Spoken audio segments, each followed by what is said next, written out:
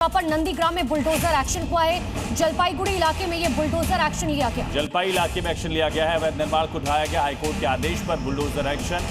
अवैध मकानों को गिराया गया। अवैध ढांचों को ढहा दिया गया। तो भारी पुलिस बल की तैनाती वहां पर रही। अतिक्रमण को जमींदोज किया गया। तस्वीरें आपके सामने। पश्चिम बंगाल में अवैध निर्माणों के खिलाफ प्रशासन की कार्रवाई तेज होती जा रही है। नंदीग्राम के जलपाई इलाके में हाईकोर्ट के आदेश पर 4 अवैध निर्माणों को बुलडोजर चलाकर ध्वस्त कर दिया गया। कार्रवाई के दौरान प्रशासनिक अधिकारी और भारी पुलिस बल मौके पर मौजूद रहा। बताया जा रहा है कई सालों से 4 परिवार वहां स्थायी रूप से रह रहे थे और मामला अदालत तक पहुंच गया था। वहीं आसनसोल के बर्नपुर में भी बुलडोजर कार्रवाई की गई, जहां टीएमसी दफ्तर पर कार्रवाई की तैयारी पूरी की जा चुकी है। और एक बड़ी खबर आपको आसनसोल से बता दें, बुलडोजर एक्शन वहां भी हुआ है। रेलवे विभाग ने बड़ी कार्रवाई की है। अवैध कब्जों पर बुलडोजर चला। अवैध क्वार्टर हटाए गए। रेलवे की जमीन को कब्जा मुक्त कराया गया। कई कच्चे पक्के मकान ध्वस्त किए गए जो रेलवे की जमीन पर बनाए गए थे अवैध तरीके से।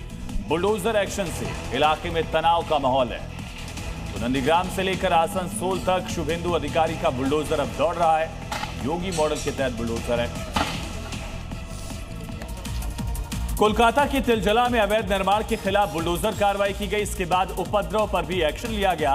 संदेश साफ है कि बंगाल में अवैध कुछ भी नहीं होगा, चाहे वो मस्जिद मदरसे हो या दूसरे धार्मिक स्थान हो या फिर घुसपैठियों के ठिकाने। सीएम की सख्ती कुछ मौलानाओं को भी अच्छी लग रही है। जैसे ये है मौलाना मुजफ्फर रजवी। इन्होंने खुलकर अवैध कब्जों के खिलाफ हो रही कार्रवाई का समर्थन किया है।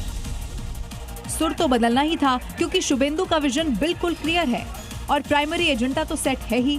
वोटर लिस्ट में डिटेक्ट हो गया, उसका बाद वोटर लिस्ट में डिलीट हो गया। अभी तो टाइम आ गया है बंधु डिपोर्ट करने का। जाहिर है कायदे में रहने में ही फायदा है, फिर सरकार से बैर क्यों पालना, और वो भी अवैध कब्जों पर।